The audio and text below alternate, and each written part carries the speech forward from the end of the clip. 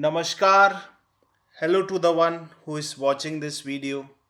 In this video, I will be showcasing one item from my collection. So let's start. This is a British India silver coin, a colonial era item. The denomination of this coin is Anna. It is a 2 Annas coin. It has two languages embossed on it, English and Urdu.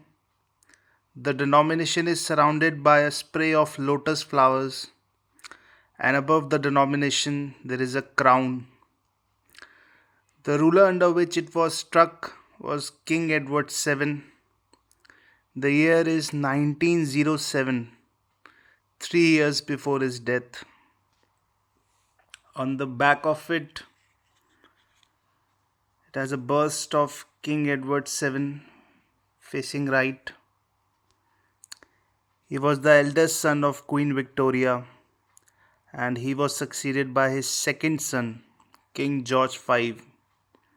As you can see, Edward VII, King and Emperor is embossed on it. Thank you for watching it.